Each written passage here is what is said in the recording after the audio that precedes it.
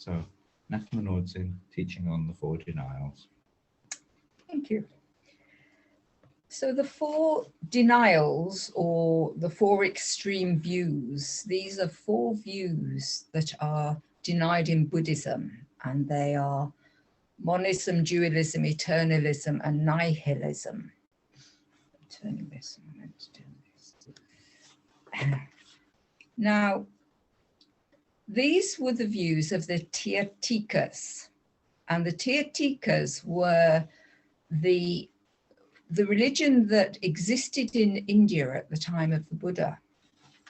And the thing that made Buddhism different, and that was a change, a radical change for people in the way they viewed their practice, was at that time that these four views were denied. Now, Tirthika in Tibetan is mutegpa, which roughly translates as ford maker. And this is a ford in the sense of something that enables you to cross a stream. So it's important to understand that these people that held these views were practitioners of these views, that it was at that time, this was viewed as a method of fording the stream of samsara. So the sense in this word mutegpa of standing on the stepping stone and creating the path to cross the stream of samsara towards enlightenment. Now, in Buddhist circles, you will hear the Tirthikas referred to as heretics. And this is a little bit naughty, really, because they were only heretics in contrast to the teachings of Buddhism. In terms of their own teaching, the Tirthikas were sincere practitioners of these four views and regarded these four views as methods of practice.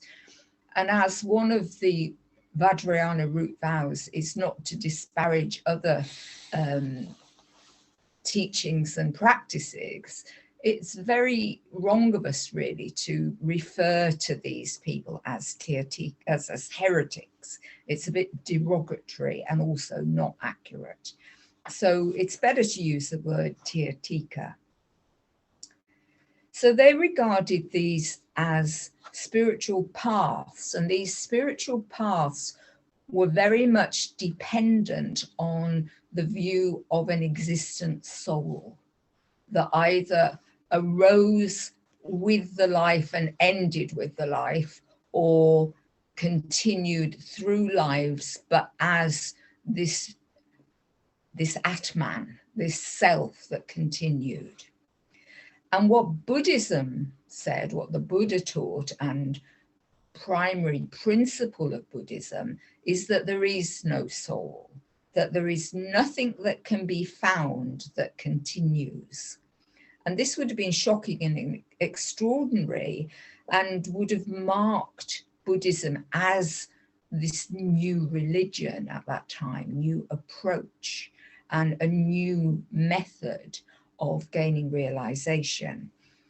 And this approach is called the middle way, because it steers between the extremes of monism and dualism, eternalism and nihilism. You will find in the iconography of Vajrayana Buddhism references that indicate that these four views are denied, but they're not actually taught very much. They are there in the Aro lineage, and that is actually quite unusual, and it is why we do teach on them in the Aro lineage. So iconographically, you may see them as two links of a chain on the two outer prongs of the Katvanga, held by many visionary beings, many yidams. And also they, beings such as Dorji Trilla and Sogyo Trilla, hold four purvas, And these four refute these four denials as well. So Buddhism taught, the Heart Sutra, that the essence of Buddhism is that form and emptiness are a non-duality. This is at the heart of Buddhism. And I'm just going to read a very short piece from the Heart Sutra to indicate this. Form is emptiness and emptiness is form. Form is not different from emptiness. Emptiness is not different from form. That which seems like emptiness is form, and that which seems like form is emptiness. You will not find emptiness apart from form, or form apart from emptiness. Now, Ngakpa ö-Dzin taught beautifully and very clearly on emptiness in last week's teaching, so you can find that on YouTube if you're coming to this without having read that. But the Buddhist view is that realization or enlightenment, awakening, whatever you want to call it, is the present, immediate and vivid non-duality of emptiness and form. Now, non-duality implies duality. The fact that we're aiming towards realizing non-duality suggests duality. And we do talk about duality and deluded views arising from a dualistic position in Buddhism. But it's important, I think, to say that that is not the same as dualism in terms of the four denials. That we talk about duality so that we can understand what it is we are splitting in not recognizing non-duality. But that duality, when we talk about it there, isn't the same as the philosophy of dualism. So duality is when we are seeking security in form and denying its empty qualities, and seeking to avoid emptiness and denying emptiness's form qualities. And that is the heart of Buddhism, overcoming this and following the paths that enable us to feel, to realize the non-duality of emptiness and form, wisdom and compassion.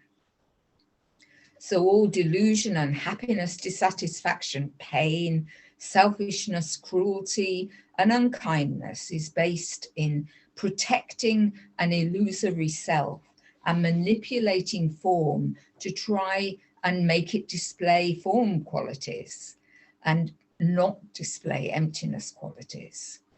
This is doomed to failure because form is non-dual and will of itself display emptiness qualities. So we seek solidity, permanence, separateness, continuity and definition, and we avoid insubstantiality, impermanence, interdependability, discontinuity, and lack of definition. And we often call this the me project, that we project the illusory me into everything, into the future, into the past, as something that has to be protected. And so, whereas in fact, there is no me that continues, can be found.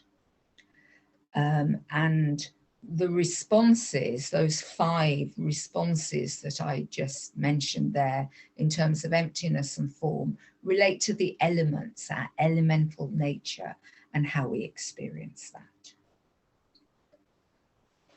So that's trying to set this historical context of these 4 denials and the reason why they are denied in Buddhism and how they differ from examining duality and non-duality. So I'm now going to talk about those separately. Monism. The tenet of monism is everything is one. It denies the multiplicity of form, and it pronounces that everything is one in God. Usually it's termed in the sense of everything is one in God. And this is actually the view of many world religions, that there is a God, there is a creator God, and that in some sense, the path of practice is to discover your oneness with God. So again, we must not disparage this view. We must not regard it as not being possible as a base for kindness and wisdom. But it is not a Buddhist view. That is what is pertinent. And so from our point of view, as Buddhists, it is a wrong view.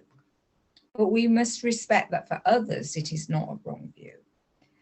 The New Age philosophies are often very monist in regarding everything as one.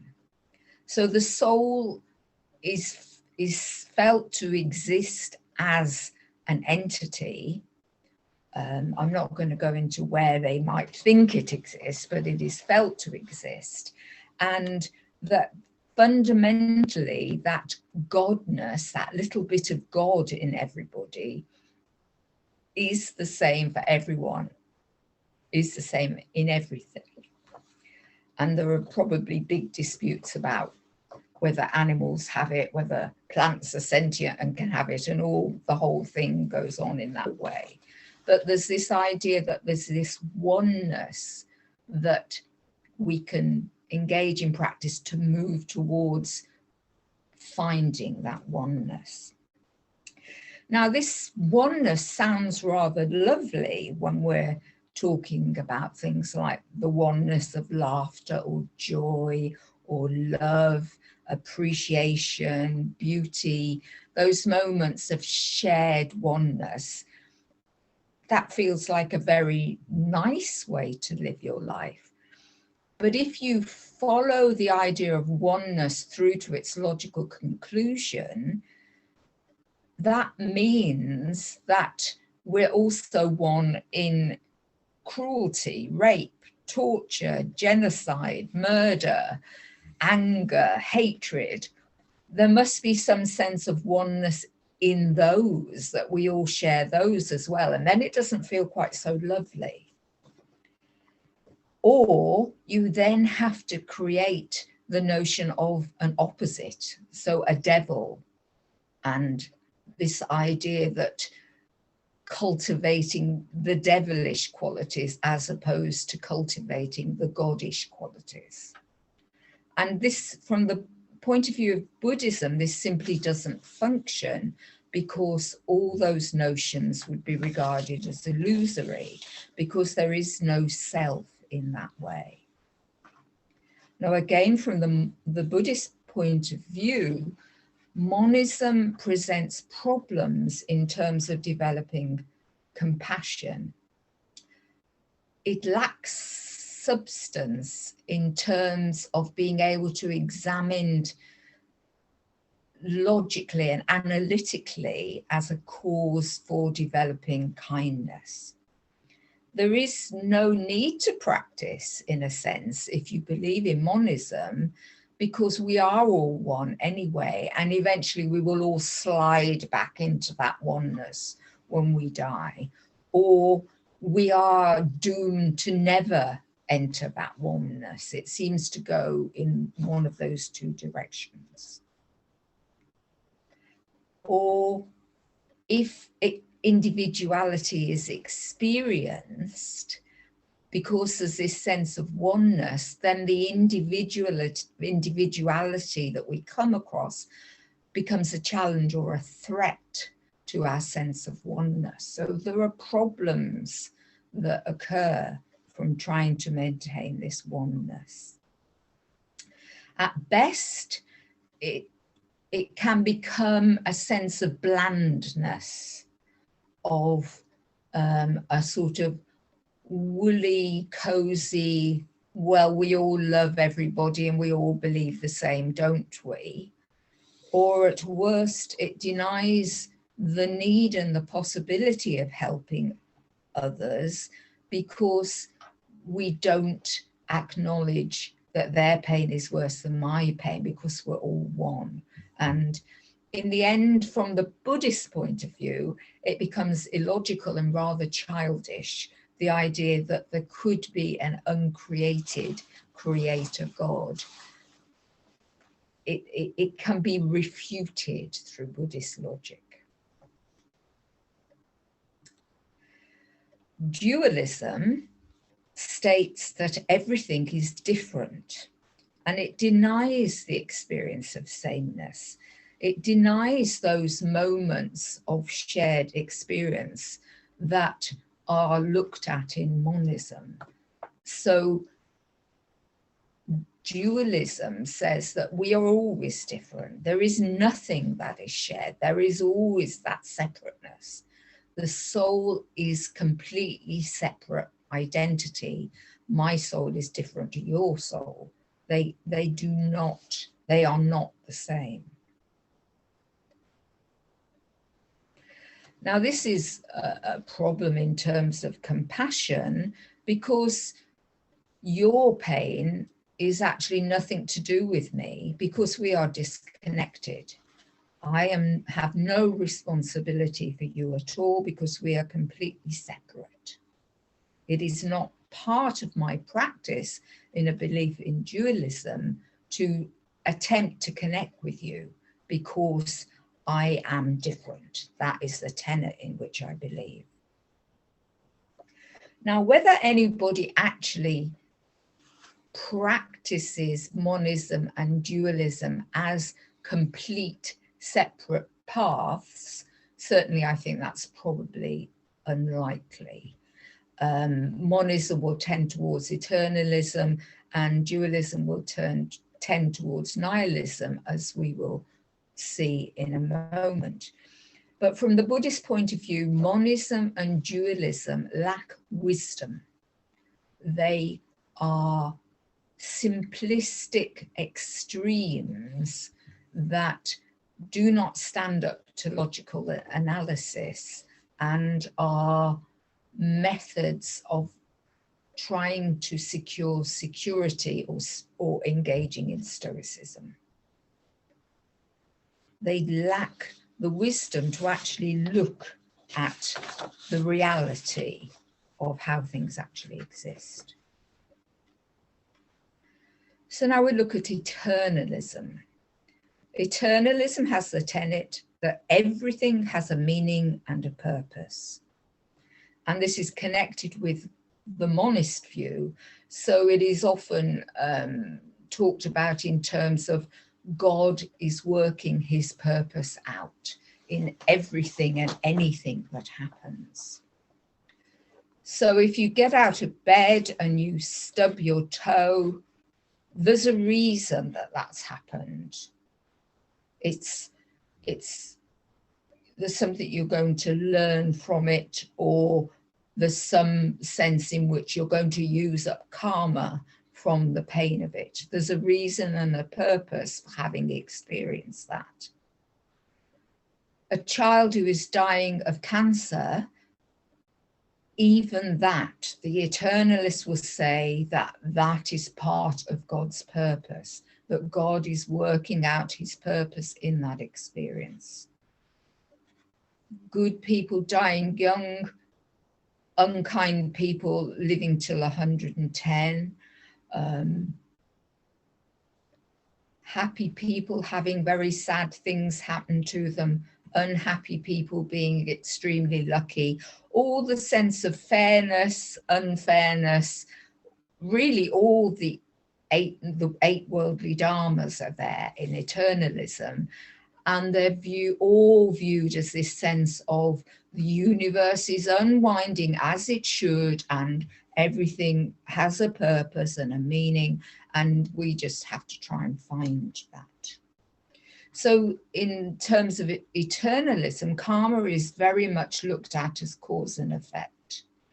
Everything that happens has been created by a cause, and that it is the effect of that cause. So predetermination is very much a part of eternalism.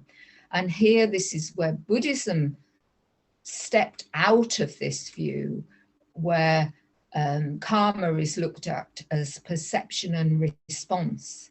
So changing perception, changing response means that karma can be exploded in the moment.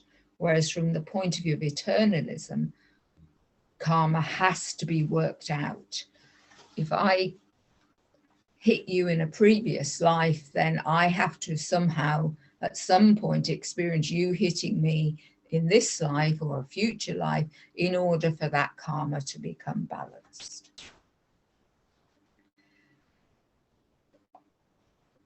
The eternalist view denies chaos and randomness because everything has a meaning and a purpose. And this is a way of finding safety in positivity. So you're putting a positive spin on everything and finding your security in that. There's a lack of freedom there from the perspective of Buddhism. That it means that you're locked into that. You can't actually escape it. Whereas the Buddhist view is that every moment has the opportunity of realization and an escape from that patterning. From the perspective of compassion, the view would be that your pain has a purpose. So I don't actually need to worry about your pain too much, because your pain is you working out what you need to work.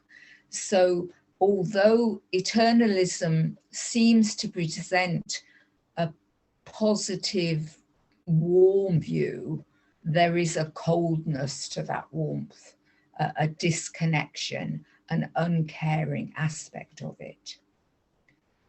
I think an interesting example of eternalism that many people hold to is evolution. That evolution is somehow working towards a purer, a better, a more developed state of being. So certainly in science fiction, it always seems that the evolution of humanity is that we're going to become starlight or something. We're going to become these glittery, insubstantial beings that are just wise and pure. Whereas actually, if we look at evolution scientifically, evolution has no concept of perfection.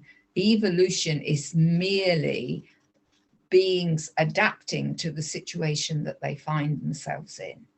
And that if those situations change, then the adaptation will change direction. There's no sense of evolution working towards any perfect state.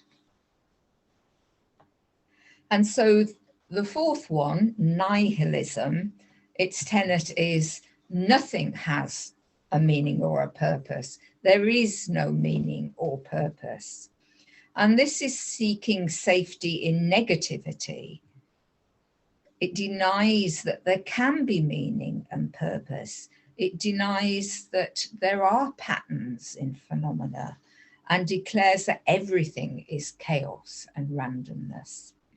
Now, this stance can appear to be heroic because if there is no meaning and purpose, then to carry on despite having no meaning and purpose feels a bit like the stance of a warrior, that you know that when you go into battle you may die, but nevertheless you go into battle. But it's more a stoicism than heroism, that it's just putting up with it, and there's a lack of joy in it, ultimately, in adopting the negativist stance. It's not easy to say. So there's a coldness and disconnection here.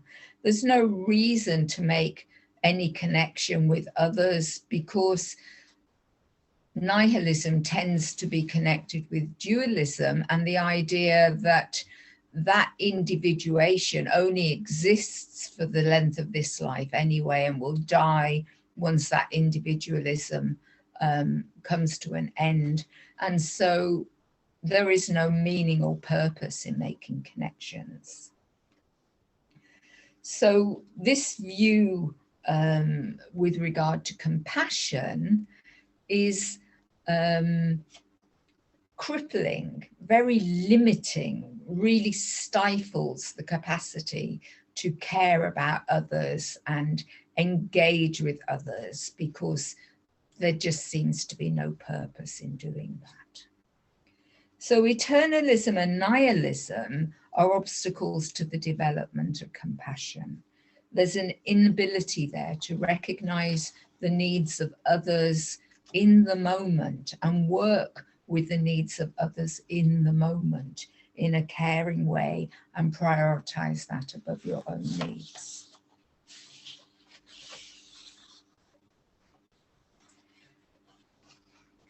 The heart of Buddhist practice is the development of wisdom and compassion. These are the two wings of practice. The development of ultimate and relative bodhicitta, this is often referred to as, and the non-duality of emptiness and compassion is what we're aiming for in terms of Buddhist practice. Monism and dualism, holding those views, is an obstacle to the development of wisdom. Eternalism and nihilism, holding those views, are an obstacle to the development of compassion. And so they are denied in Buddhism for the middle way that steers between them, not falling into those extremes. You'll know when you have fallen into a pattern of monism and dualism when you find yourself doing some sort of mental gymnastics to make reality fit your view. You'll know when you've fallen into eternalism or nihilism when you find yourself not really caring about others as an intense lived reality in the moment. It isn't necessarily that people who hold those views can't be engaged in caring for others, but there's a disconnection somehow. Dilgo Khyentse Rinpoche says that we need to feel the suffering of others like you feel their suffering as a thorn in your flesh. And it isn't possible to feel that intensity and vividness of connection if you hold to eternalism and nihilism.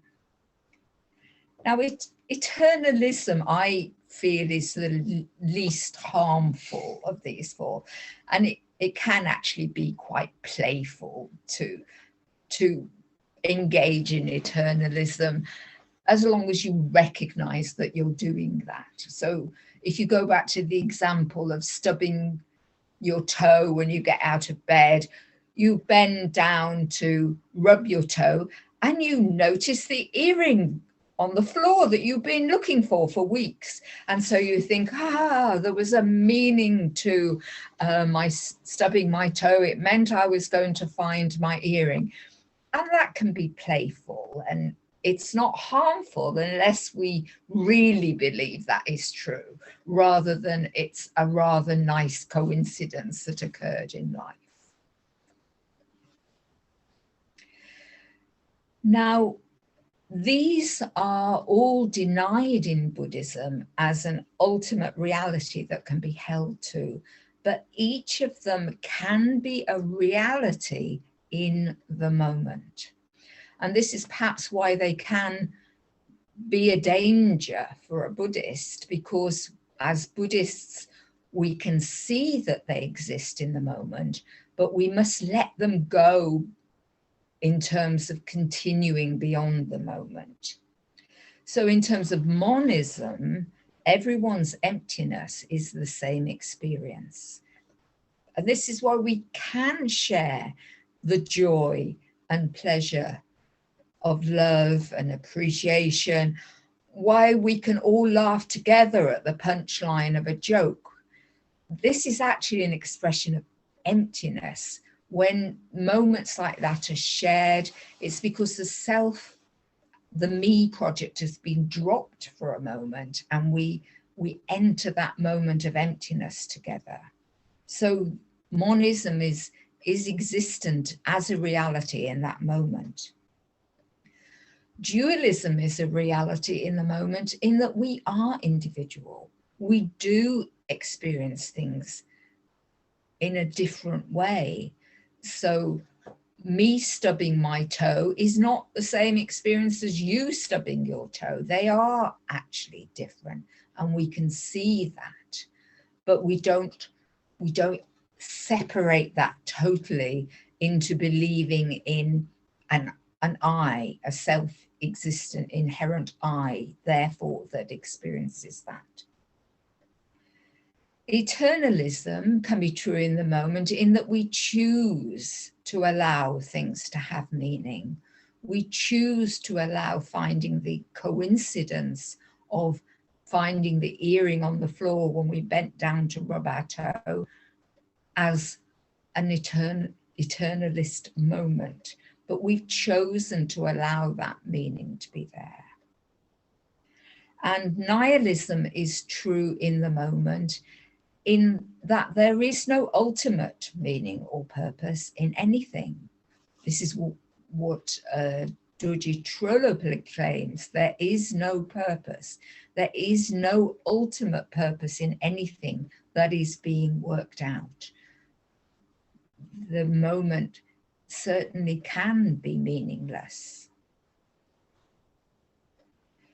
So the middle way, that's the Buddhist way that steers between these, works with realizing non-duality and the delusion of duality.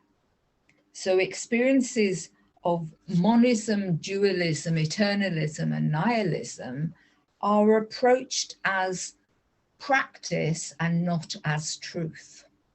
If you hold to the four denials, then you are regarding that as truth. But from the Buddhist point of view, we regard them as practice in the moment. I choose to allow this coincidence to be meaningful for me and enjoy it.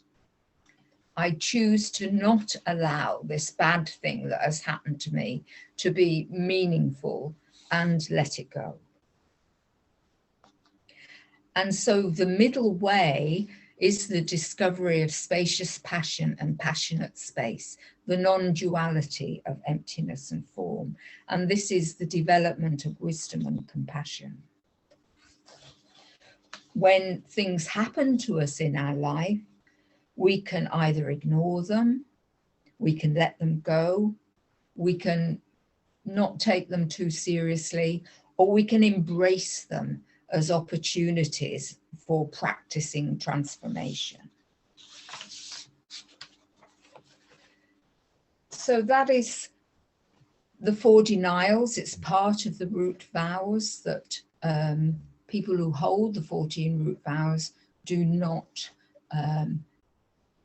hold to these four philosophical extremes, and remember that they can be true in the moment, but we practice with them and they're not held as ultimate views.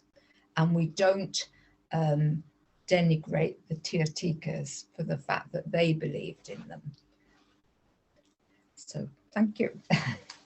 Thank you very much, Ngakma Nor'dzin. I must say that for me, the teachings on the four denials give me a sense of openness, freedom, and joy, because we're not falling into those traps, and maybe we notice when there's any tendency to go in that direction. So I think those teachings are very important. I remember, and I think you would remember too, that we'd heard of one story in a Buddhist context where Eternalism came into play, that two people were going to come on a retreat and a poster of Padmasambhava fell off their wall, and they took this as a sign not to go on a retreat. Make of that what you will, but it's rampant eternalism as far as we can see. Well, it's a very good example of choosing to decide that that was meaningful. Yes. And you had to act on it. And maybe there was a hint in the back of their minds that they didn't really want to go on the retreat, and they were looking for a sign. Because as Ngakma says, what you have is this seeking security and seeking from somewhere confirmation that something you actually already want to do is the thing to do. And so a poster falling off a wall or whatever might be happening, oh yeah, so it's wonderful if you can notice that happening and think to yourself, well, I'm making this up, aren't I? At the moment, I'm in the process of renovating one building with the wreckage of another, which is quite interesting because sometimes the pieces fit and sometimes they don't. And yesterday, a couple of pieces just really slotted into place so perfectly, and I could see this whoa at the back of my mind. Oh, it was meant to be like that. So, and I think it's fun to play with that. I quite like playing with that, but we mustn't let it turn into a philosophy. Yeah, I think being able to play with it and seeing when it's happening and laugh at it, I just sometimes think Eternalists have more fun. Yes. Yeah. But yes, so I think it's good to look out for these things, and I think at least in part, seeing them when they're there and not taking them seriously is a wonderful antidote to them, because you've got both there. You can see, oh, I'm tending towards doing this now. Aha, this is what I'm doing. So it actually can engender some joy in our practice. Okay. Thank you very much indeed.